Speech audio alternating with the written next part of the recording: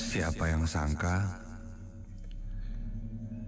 dari hanya berjalan-jalan malam dan berniat untuk mencari makan dan udara segar, malah berujung mimpi buruk.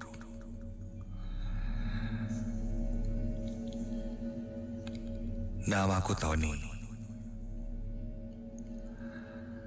Aku seorang mahasiswa tingkat akhir di salah satu perguruan tinggi yang ada di Bandung. Saat ini, kegiatanku adalah menyusun skripsi. Ya, beberapa dari bahan skripsiku sudah kukumpulkan. Tinggal menyusunnya. Namun kadang ada kala kebosanan muncul di tengah-tengah pengerjaan skripsiku itu. Satu malam, saat itu memang kuingat malam Jumat.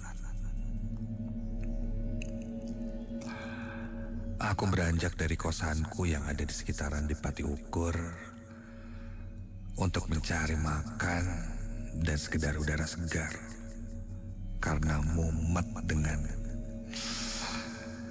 segala tulisan-tulisan bahan skripsiku itu. Awalnya aku mencoba mengajak temanku, cuman temanku terlihat sedang sibuk bersama teman-teman yang lain, mabar dan pusreng.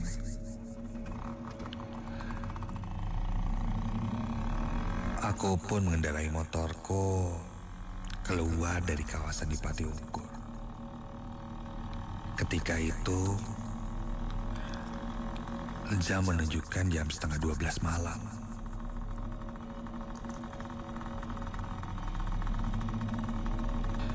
Beberapa dari penjual makanan ada yang buka dan ada juga yang tutup.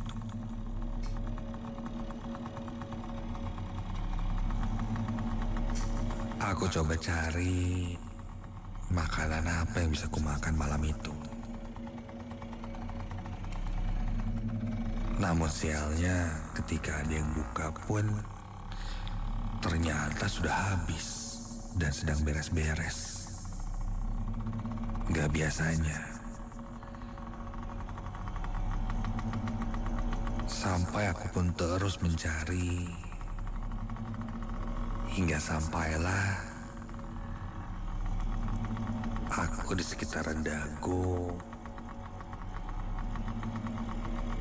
yang lurus lagi, bisa dibilang Dago atas.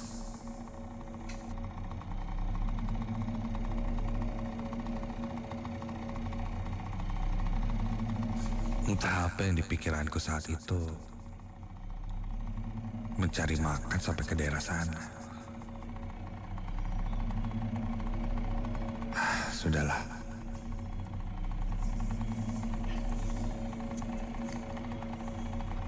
Sampai akhirnya aku bertemu dengan tukang nasi goreng yang saat itu sedang mangkal. Aku pun berhenti dan memesan nasi goreng saat itu. Ketika aku perhatikan, tukang nasi goreng dengan gerobak dorongnya ini mangkal di tempat yang cukup sepi. Bukan di tempat keramaian atau biasanya kutemukan di depan minimarket misalnya, atau tempat yang terang. Tapi dia malah mangkal di tempat yang sepi, gelap.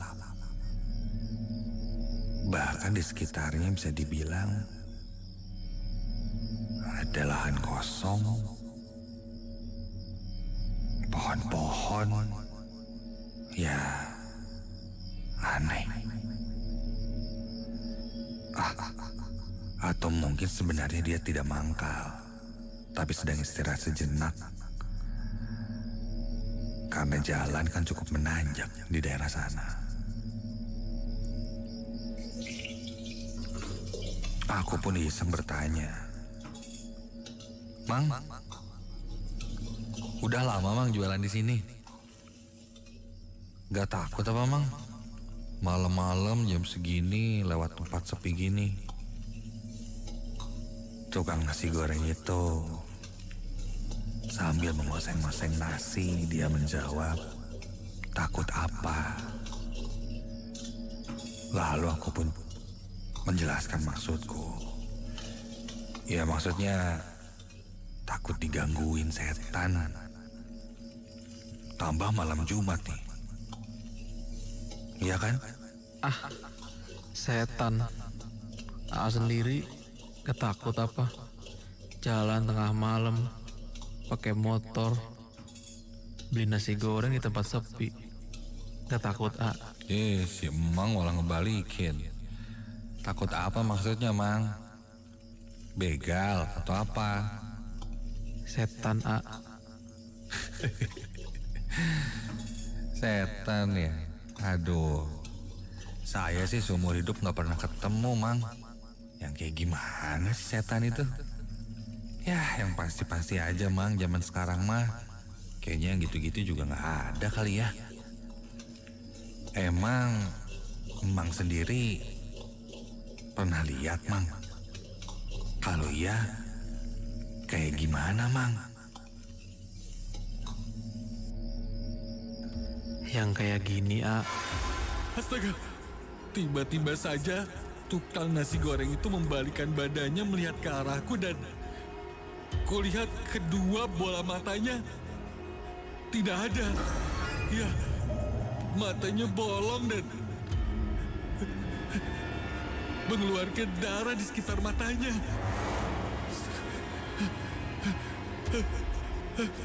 Terdengar suara lelaki terkekeh-kekeh menertawaiku. Buru-buru seketika itu aku langsung membawa motorku dan pergi secepat kilat, meninggalkan tempat itu.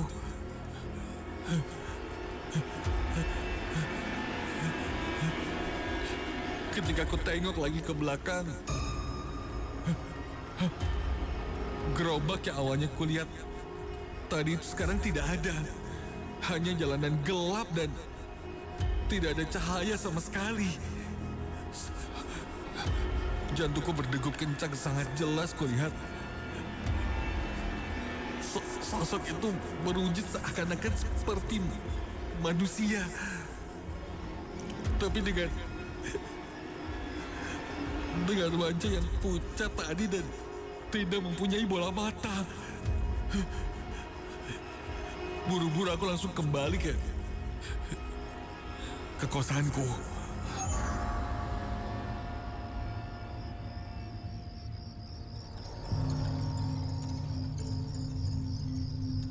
Sampai di kosan, kurang lebih saat itu sudah lewat tengah malam. Teman-temanku melihatku yang pucat dan panik. Mereka bertanya kenapa. Ku bilang aku lihat ada tukang nasi goreng tidak mempunyai bola mata. Kontan mereka menertawaiku, menganggapku bercanda. Aku pun ingin menganggap ini hanya lelucon. Tapi nyatanya jelas kulihat.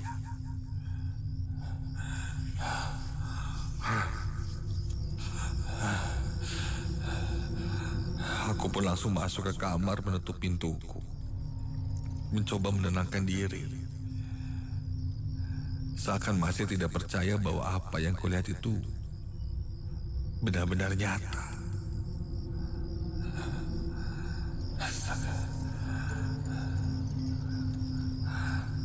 Aku coba mengatur nafasku.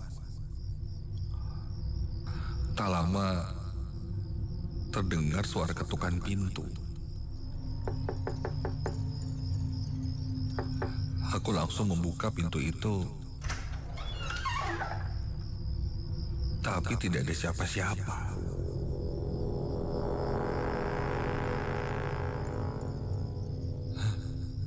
Dan di lantai bawah depan pintu, kulihat ada satu kantong plastik berwarna hitam.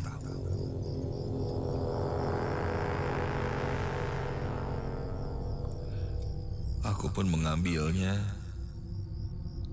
dan ketika kulihat isinya, itu adalah satu bungkus nasi goreng yang masih panas.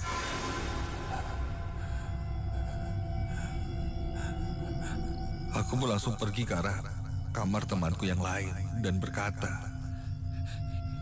Ini siapa yang jahil nih? Naruh nasi goreng di depan pintu gua." Mereka semua nampak kebingungan dan berkata, tidak ada yang menyimpan bungkus nasi goreng di depan pintu kamarku. Tapi salah satu temanku bilang, tadi memang ada yang nganterin nasi goreng itu dan berdiri di depan pintu kamarku. Temanku sempat melihat. Dan dia bilang seorang laki-laki. Rambutnya agak sedikit ikal, seleher, memakai baju warna coklat dan celana hitam. Badannya kurus. Iya, sepertinya itu tukang nasi goreng yang mengantarkan nasi goreng pesananku ke depan kamar.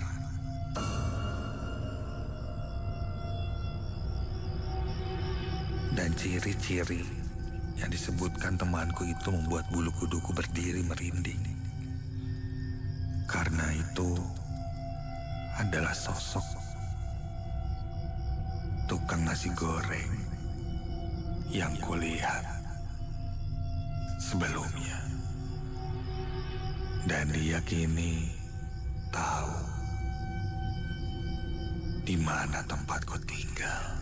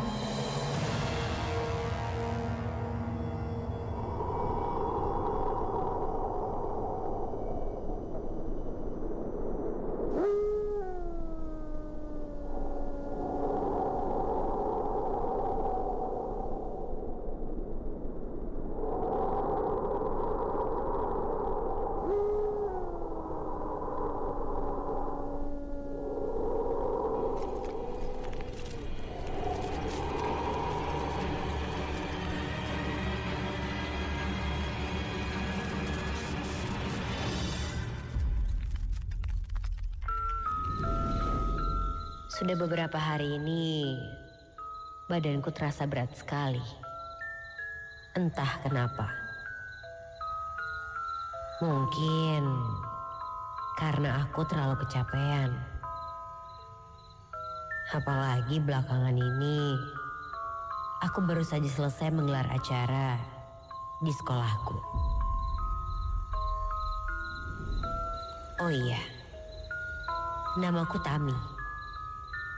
Aku sekolah di salah satu sekolah swasta yang ada di Bandung. Hari itu, di sekolah aku mengobrol dengan kakak kelasku hingga malam.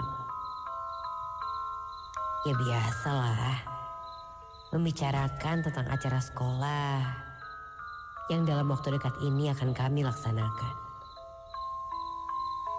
Sambil mengobrol, kakak kelasku membawa satu barang tua.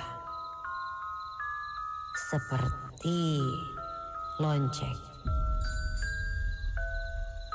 Katanya alat ini sangat sakral dan bisa memanggil makhluk halus. Hah?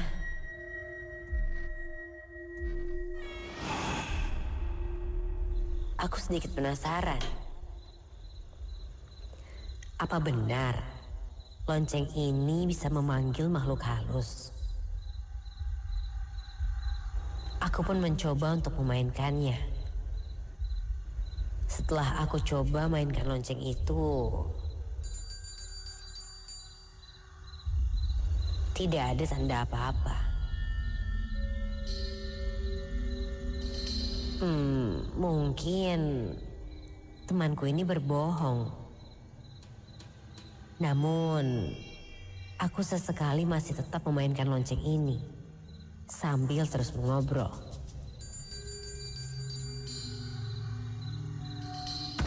Hah?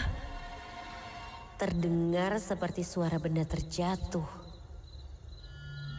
Kemudian, aku pun sempat melihat sekitar. Namun karena gelap, aku tidak melihat apa-apa. Sampai samar, kulihat daun di pohon yang ada di depan tempatku mengobrol seperti bergerak sendiri. Seperti terkena angin. Tapi kulihat yang bergerak ini hanya satu tangkai daun saja. Dan bergerak sangat cepat. Aku pun berhenti memainkan lonceng ini. Temanku bilang aku tidak boleh berhenti memainkannya. Karena penasaran, aku pun memainkannya lebih kencang. Namun, kulihat pergerakan daun itu melambat. Dan tiba-tiba saja berhenti.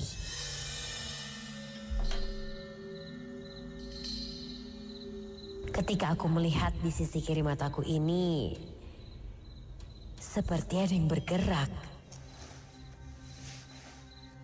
Aku perlahan melihat ke arah kiri. Ketika aku melihat ke arah kiri,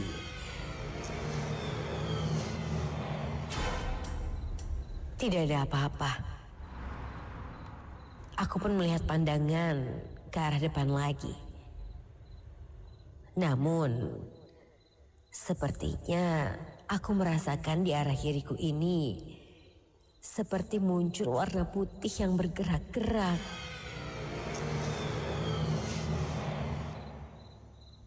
Mataku hanya melirik ke arah kiri dan astaga, seperti itu sosok seorang wanita menggunakan baju seperti seorang pelayan dengan rambut yang dikepang, dan kulihat sosok itu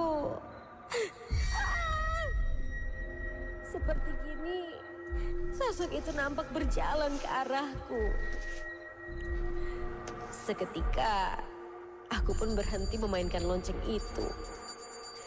Dan sosok itu pun menghilang. Aku pun tiba-tiba saja merasa ketakutan saat itu. Dan mengajak teman-temanku untuk segera pulang.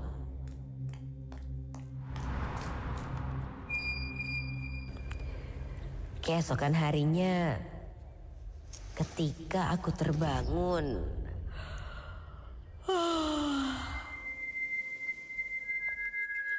sambil meregangkan badan dan beranjak dari tempat tidur, tiba-tiba saja aku langsung terjatuh ke lantai. Aduh, pakai jatuh segala lagi. Pegel banget ini badan. Masuk angin kali ya, ucapku.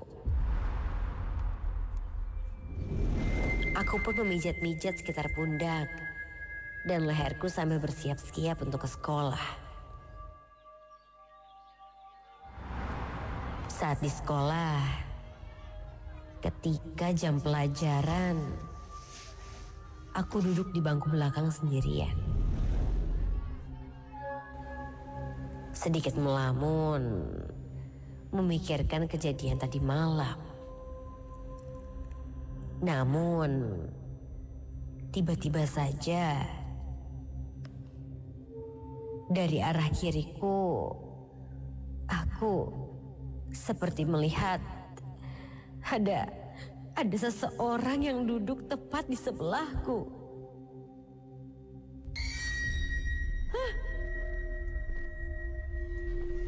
Aku pun langsung melihat ke arah kiri.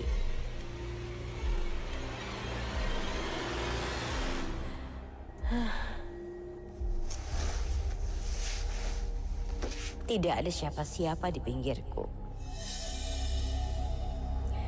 Sepertinya aku terlalu banyak berhayal. Aku pun langsung izin ke toilet untuk membasuh mukaku.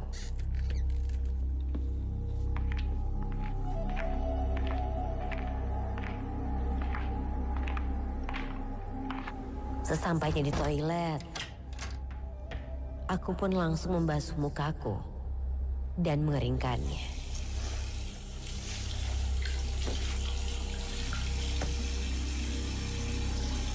Sampai aku seperti mendengar suara lonceng.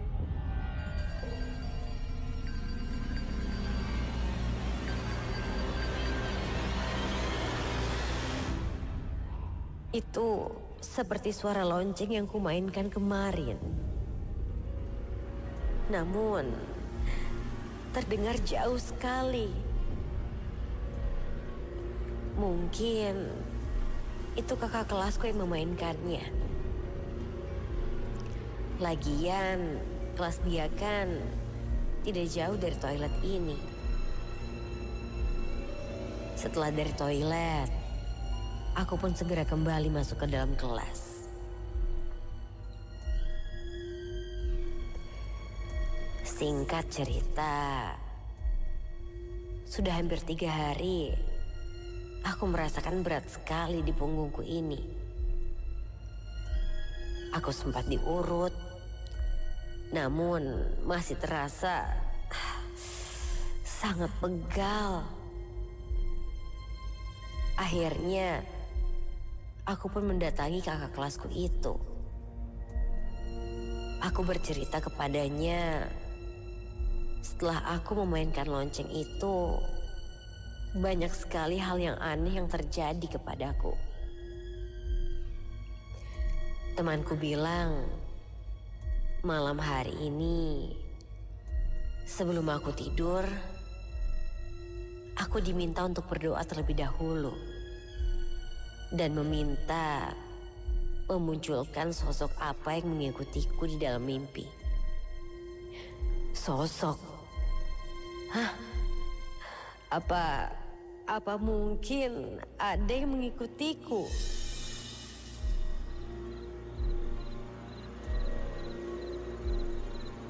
Pada malam harinya pun, sebelum aku tidur, aku berdoa dan minta sosok itu diwujudkan dalam mimpiku.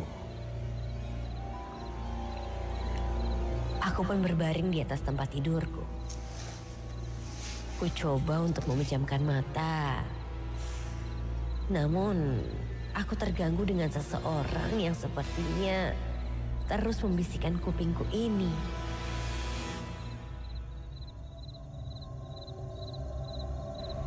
Terdengar sayu, seperti suara perempuan yang memanggil namaku. Aku pun mengambil dan mendengarkan musik di handphoneku. Ketika aku memejamkan mata, aku merasa seperti ada yang merangkak ke atas badanku ini dan menindih badanku. Aku sedikit susah untuk mengambil nafas. Dan ketika ku buka mataku ini, astaga, aku melihat ada sosok wanita berambut panjang tepat di atas tubuhku ini. Dia melihat ke arahku dengan bola matanya yang hitam, wajahnya yang keriput, dan banyak sekali luka pada wajahnya. Aku pun langsung beranjak dari tempat tidurku. Dan ketika aku berdiri, astaga, sosok itu tengah menggelantung di punggungku. Tangannya memeluk bagian leherku dengan kepala yang bertindih di pundak kiri. Lalu muka yang memandang ke arah kiriku. Tolong! Tolong!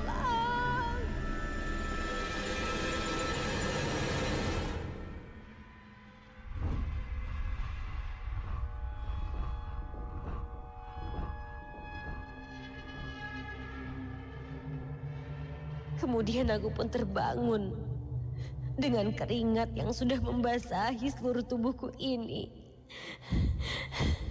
Badanku masih terasa pegal. Dan aku pun segera meminta tolong pada kakak kelasku. Dia bilang dia juga pernah mengalami hal yang sama denganku. Seharusnya aku memainkan lonceng itu sampai wanita yang kulihat itu menghampiriku.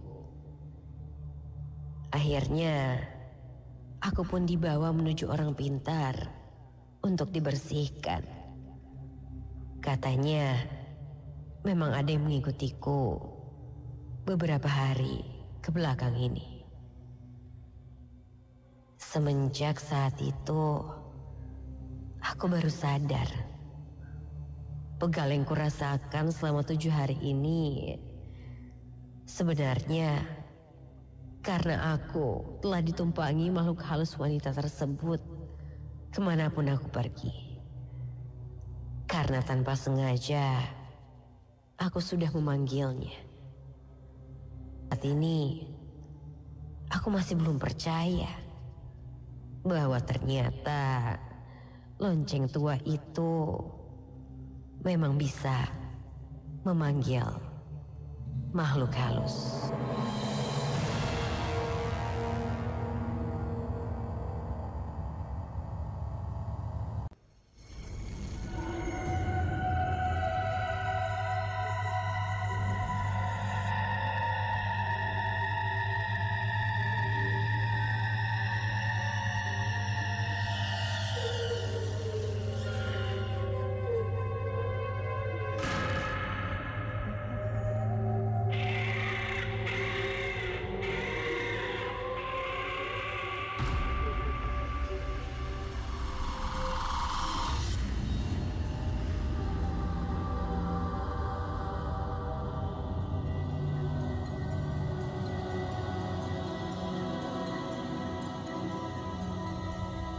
Namaku Azlan. Malam hari ini aku akan menceritakan pengalamanku ketika bekerja di sebuah proyek di daerah Kalimantan Barat. Setelah hampir 7 bulan aku menganggur, aku mendapat tawaran pekerjaan ini dari mantan manajer tempatku bekerja dulu, Pak Agus namanya. Sebenarnya aku berasal dari Garut. Ketika mendapatkan tawaran ini, Pak Agus memberiku gambaran situasi dan kondisi di Kalimantan nanti. Nantinya aku akan bekerja di proyek bersama kontraktor di tengah kawasan perkebunan sawit yang jauh dari keramaian. Bukan berarti tidak ada penduduknya, hanya saja jarak dari satu pemukiman warga ke pemukiman lain cukup jauh.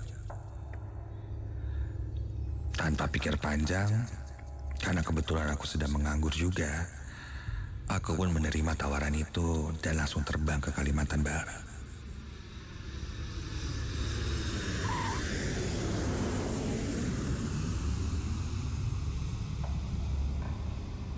Sampai di sana aku dijemput oleh Pak Agus.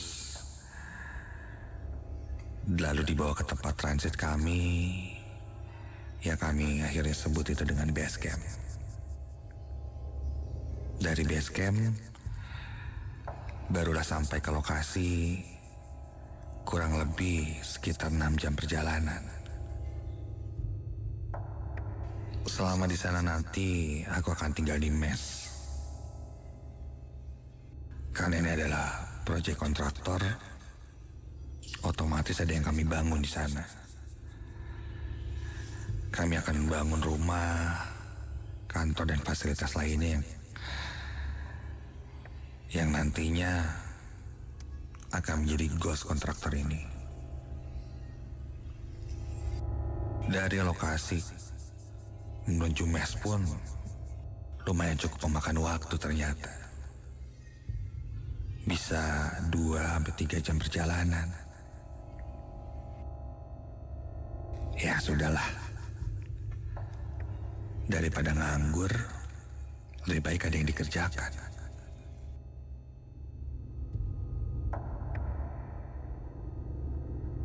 Singkat cerita, aku pun tinggal di mes. Aku pun mulai beradaptasi. 2 hari sudah aku bekerja di sana. Selain bersama Pak Agus, ada juga Pak Hadi, seorang driver yang mengantarku dari mes sampai ke lokasi. Kami biasanya menggunakan mobil semi truk pick up dengan 2 kabin. Di perjalanan kami mulai mengobrol tentang kondisi dan lokasi. Bahkan aku pun bertanya kebiasaan warga di sekitar. Pak Hadi berkata, di sekitar sini masih banyak warga-warga lokal yang menguburkan sanak keluarga atau saudara-saudaranya di sekitaran hutan kelapa sawit ini dengan tradisi mereka sendiri. Tak terasa kami pun larut dalam obrolan dan kulihat sudah menunjukkan jam 7 malam. Karena sudah malam, kami pun memutuskan untuk kembali pulang ke mes dan melanjutkan pekerjaan besok pagi. Karena perjalanan menuju mes juga cukup memakan waktu. Jadi biasanya ketika sudah malam, ya kami cepat-cepat pulang. Ditambah akses jalannya yang belum sepenuhnya bagus.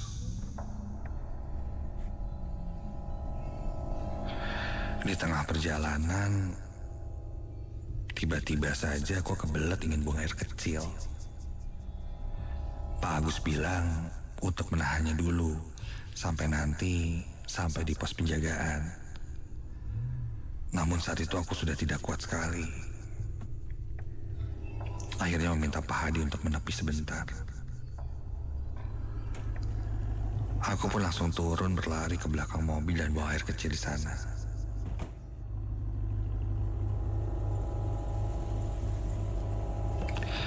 Saat itu aku tidak berpikir aku ada di mana, yang penting aku bisa cukup lega buang air kecil. Karena jika dilihat pun kiri kanannya ya hutan pohon kelapa. Setelah selesai, kami pun melanjutkan perjalanan.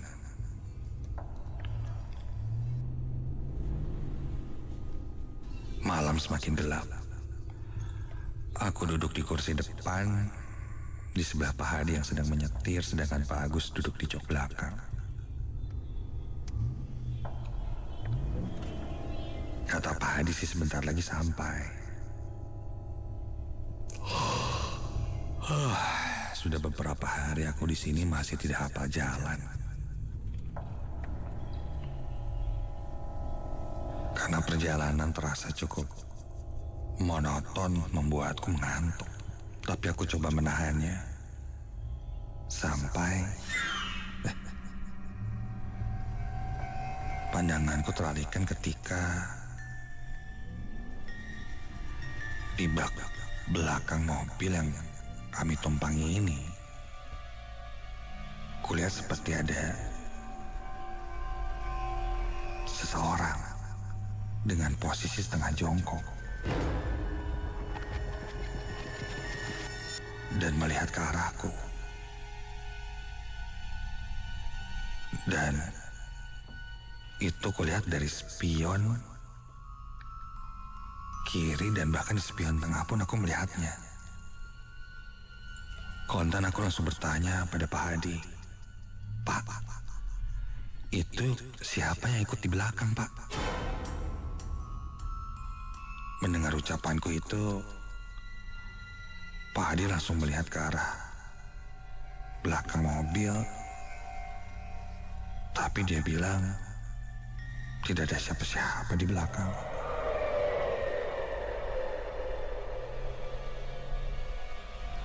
Pak Agus pun terbangun mendengar ucapanku. Dia yang posisinya paling belakang langsung melihat keluar ke arah bak mobil dan dia bilang tidak ada siapa-siapa. Dan ketika aku lihat lagi pun tidak ada siapa-siapa. Tapi jelas terlihat kok ada yang jongkok ya. Laki-laki. Sudahlah.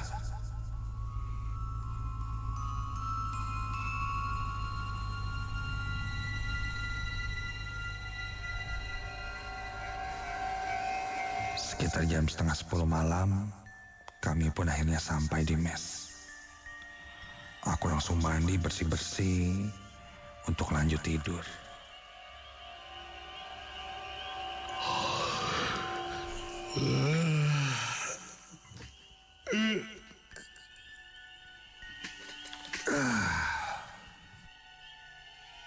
Ketika aku terlelap, saat itu aku bermimpi. Di dalam mimpiku, aku berjalan di jalan yang tadi kami lewati, sendirian. Suasananya gelap. Namun saat itu, bulan cukup terang. Sehingga samar aku bisa melihat ke sekitar. Aku seperti tersesat. Melihat kanan, kiri, berputar-putar tanpa tahu arah tujuan mau kemana.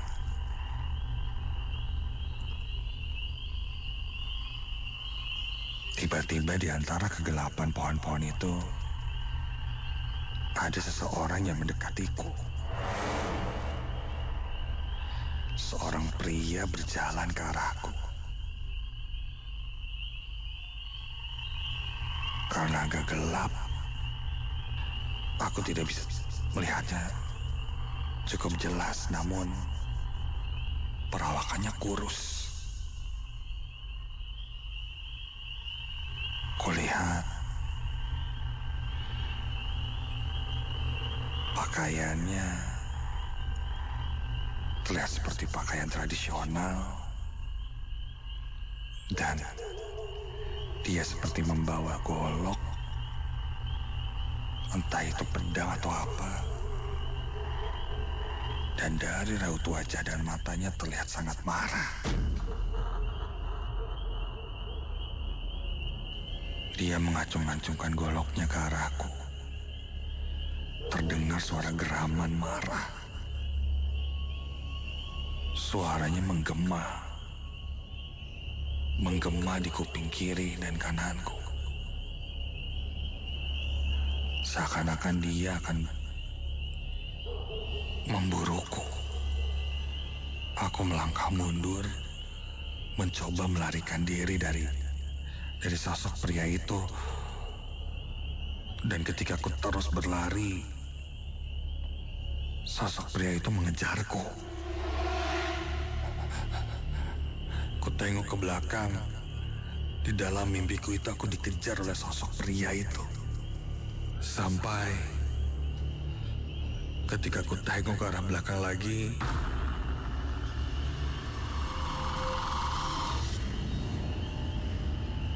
sosok itu sudah hilang. Tidak ada.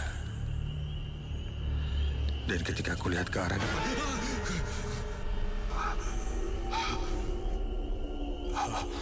begitu melihat sosok itu tepat berada di depanku, seketika itu juga aku terbangun.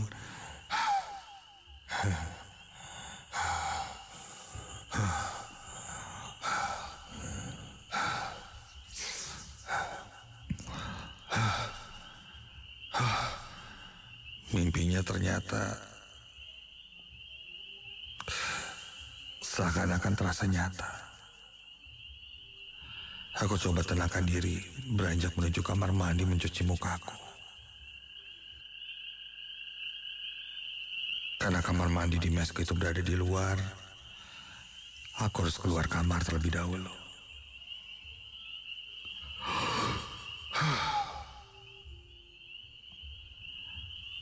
Di kamar mandi aku mencuci muka dan bergegas kembali menuju kamarku.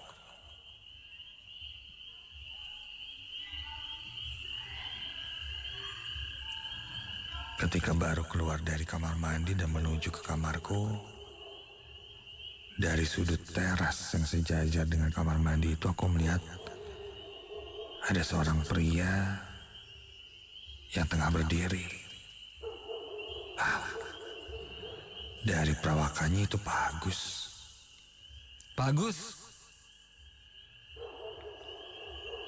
Namun dia tidak menjawab. Apa mungkin salah orang ya? Untuk memastikan aku pun coba menghampirinya. Pria itu masih terdiam di sana. Aku semakin mendekatinya. Dan ketika semakin dekat, aku pun menyapanya lagi. Pak Agus?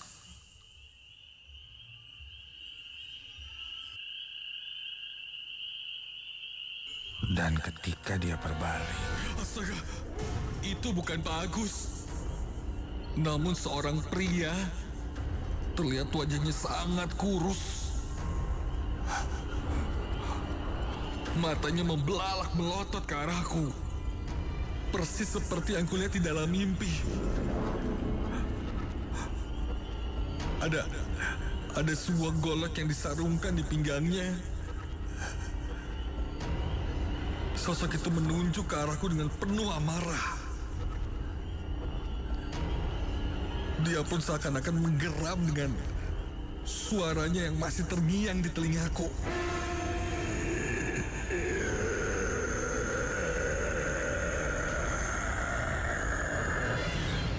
Badanku seketika tidak bisa digerakkan. Aku masih bertanya dalam hati apakah ini mimpi. Namun sepertinya bukan mimpi. Sekuat tenaga aku berusaha untuk melangkah, namun terasa sangat berat. Sampai akhirnya, aku pun bisa menggerakkan kakiku dan langsung berlari menuju kamar mes. Aku langsung menutup kamar, terdiam di atas tempat tidurku. Masih terngiang suara geraman di telingaku itu.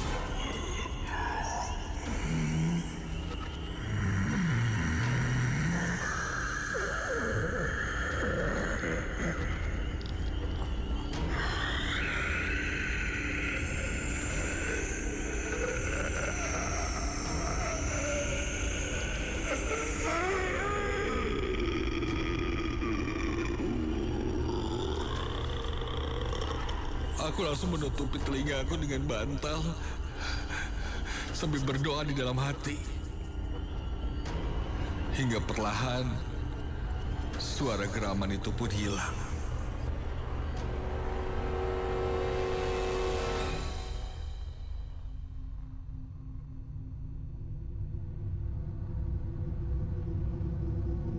Keesokan paginya, Sebelum berangkat ke lokasi proyek, aku pun bertanya pada Pak Hadi, apakah kita akan lewat jalan yang sama seperti semalam kita pulang? Pak Hadi bilang iya, kita akan lewat sana lagi. Dan ketika di perjalanan, aku tanya Pak Hadi, semalam kita berhenti ketika aku buang air kecil di mana? Pak Hadi pun menunjukkan tempatnya dan aku meminta berhenti di sana. Setelah berhenti, aku berjalan ke arah lokasi. Dan ketika kulihat, astaga, di sana aku melihat ada sebuah makam. Aku baru mengerti. Mungkin ini penyebab aku diteror semalam. Dalam hati pun aku minta maaf. Karena sudah berlaku tidak sopan, berlaku sembarangan.